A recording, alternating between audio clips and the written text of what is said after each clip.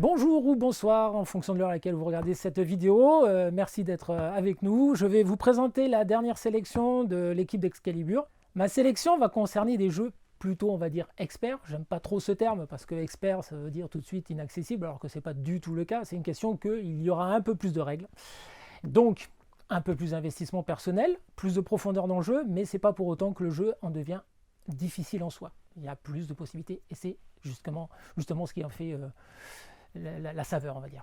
Donc on va commencer cette sélection par un petit jeu, Hansa Teutonica, le retour. Alors cette boîte là, c'est la Big Box. Hansa Teutonica, c'est un jeu que je pratique depuis très longtemps. Voilà. Qui est finalement très accessible parce qu'au point de vue des règles, il est quand même pas si compliqué que ça. Très riche, grosse interaction entre les joueurs, ça c'est absolument génial. Voilà, je vous montre, mon collègue vous montre, midi. Vous allez avoir de la gestion donc de la pause ouvrier, de la gestion de positionnement. Mais à partir de ça, c'est surtout l'interaction qui est géniale dans ce jeu.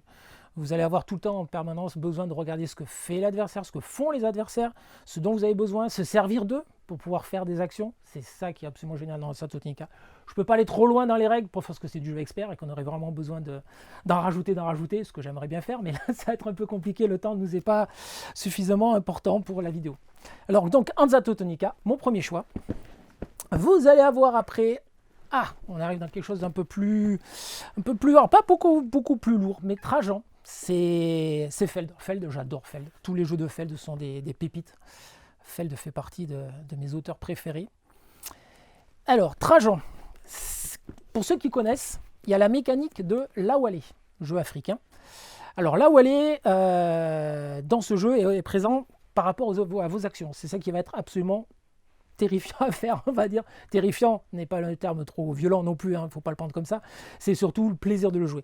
Trajan, c'est-à-dire que vos actions, vous allez les faire avec la mécanique de la volée. C'est-à-dire que vous allez déplacer des pions sur une roue.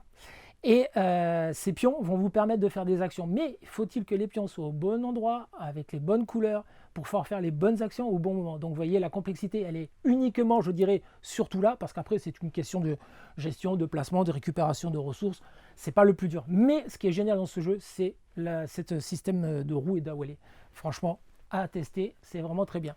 Vous verrez que les jeux que je vous présente là, ce sont des jeux qui font partie pour moi de toute bonne ludothèque de joueurs passionnés, on va dire. C'est pas des jeux récents forcément, mais c'est des jeux à connaître et à avoir pratiqué.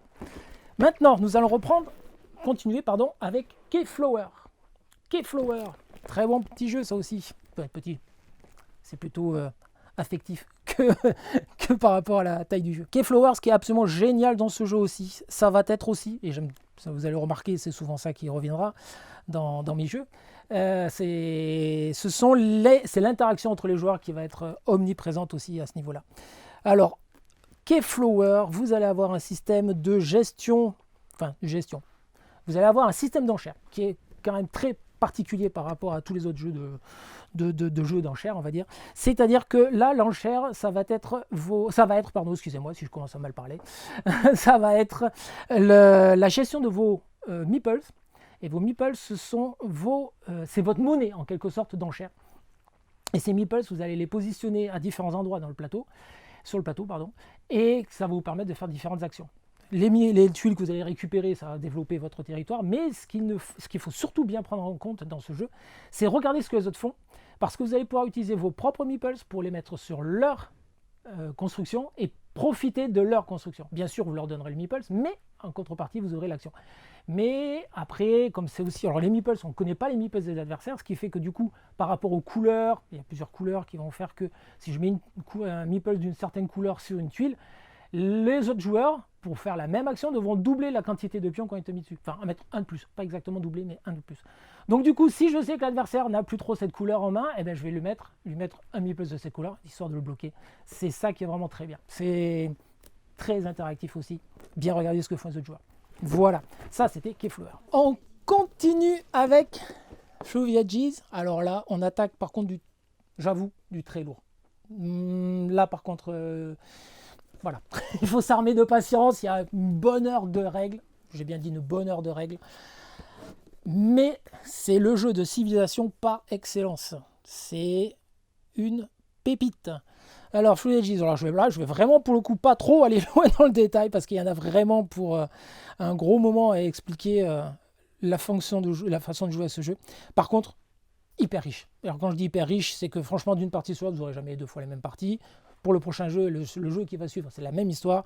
C'est-à-dire que vous allez avoir une frise avec différentes cartes qui se retrouvent ici. Donc, parmi ces cartes, vous allez avoir la gestion de personnages. Vous allez avoir droit à un personnage par âge. Vous avez 3 âges, ça va rappeler certains jeux. Vous allez avoir des systèmes de gestion, donc de gestion de ressources, de production, de bâtiments.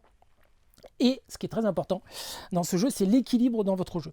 L'équilibre va être, j'insiste, va être sur la gestion du bonheur de vos ouvriers. Parce que s'ils ne sont pas contents, on va les piquer dans les réserves. Donc du coup, ça vous enlève des ressources pour le tour d'après. Autre chose dans le jeu qui est quand même assez sympa, c'est le côté militaire. Le côté militaire dans ce jeu, et ça met une grosse pression. On peut jouer militairement. Donc on va aller embêter les adversaires, leur enlever des ressources et pas que, détruire des bâtiments. Mais on peut jouer non militaire. Et je l'ai fait une fois, c'est une horreur, parce que vous en prenez plein la figure pendant toute la partie, vous allez perdre tout le long, mais ça met une pression supplémentaire. Donc le côté militaire est vraiment à prendre bien en compte. Donc franchement, Fluid Edges, c'est une pépite en jeu de civilisation. Pour moi, un des meilleurs, voire le meilleur. Genre, je ne dis jamais le parce que c'est toujours subjectif. Mais pour moi, c'est du très très bon. Et pour finir, je suis obligé, je suis désolé, je suis obligé de vous le présenter. Je te l'apporte sur un plateau. Tu me l'apportes sur un plateau d'or, parce que ça... Obligé celui-là. Voilà. Terraforming Mars, forcément, oui, le Terraforming Mars. Voilà, donc ça c'est le jeu que je joue le plus. On s'en lasse, enfin moi personnellement, je ne m'en lasse absolument pas. C'est un jeu où vous n'aurez jamais 2 fois la même partie. C'est totalement impossible. Ceci dit, vous aurez vu que par rapport à la ligne de jeu que je vous ai présenté ce soir, en tout cas, c'est un peu le cas. C'est vraiment, il y a une rejouabilité absolument énorme avec tous ces jeux. Terraforming Mars, comme son nom l'indique, on va terraformer Mars. Vous allez avoir différentes cartes dans le jeu, toutes différentes. Ce qui fait que voilà, la rejouabilité elle est totale. L'interaction entre les joueurs, elle est aussi présente. Parce qu'il y a un système de draft qui va intervenir pour le choix des cartes à chaque tour. Et ce draft est super important parce que vous allez soit choisir une carte qui vraiment est primordiale pour votre jeu, soit enlever une carte qui pourrait fortement intéresser un autre joueur. Donc le draft est génial. Le positionnement des constructions sur la planète, que ce soit les villes, les océans ou les forêts que l'on va placer, tout ça, ça va avoir une importance par rapport aux autres joueurs. Donc l'interaction, elle est vraiment fantastique. Donc Terraforming Mars, je tiens à dire quelque chose sur Terraforming Mars, c'est que Terra, il y a de la règle, oui, mais c'est un jeu qui est quand même accessible. La première fois que vous allez jouer, allez, on va pas dire que la première fois, on va dire les 2-3 premières fois, vous allez être peut-être un peu perdu, mais vous allez comprendre que finalement, la mécanique est extrêmement simple. Et pour revenir sur les jeux experts en globalité, il y a plus... La difficulté dans le jeu expert, à l'heure actuelle, elle est plus dans l'explication des règles que dans le jeu lui-même. Souvent, la règle est plus compliquée à appréhender que le jeu. Donc, une fois que la règle est maîtrisée, vous passez sur le jeu et ça roule. Terraforming Mars, je l'ai fait jouer à des gens qui n'étaient pas spécialement joueurs. Par exemple, moi, ma femme. Et j'ai adoré voilà. le truc. Et Terraforming, pourtant... ça passe. Et ça passe parce que justement, ce plaisir de découvrir, à chaque fois de se dire, je vais essayer de développer une technologie. Alors vous avez des corporations différentes, vous allez avoir beaucoup de choses qui font que il y a toujours un plaisir à se dire comment je vais réussir à faire quelque chose. Donc Terraforming Mars, vous pouvez y aller les yeux fermés, c'est vraiment une pépite. Mais c'est vrai que c'est bien d'y jouer si vous n'êtes pas des gros joueurs, d'y jouer avec quelqu'un qui connaît bien. Ah oui. Ça aide. Si vous jouez avec Lionel, c'est top. Ça aide. Si vous jouez avec des experts, c'est top parce qu'ils connaissent tout, ils vous expliquent tout. Et on rentre dans le jeu et franchement, on a joué pendant 3-4 heures. Ah oui, c'est des parties... Mais on n'a pas vu passer le temps. C'était vraiment super.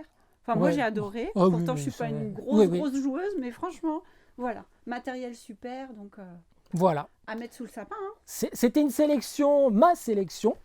De Noël. De Noël, ouais. Voilà, de Noël. Wouh, c'est Noël. Ouais. Et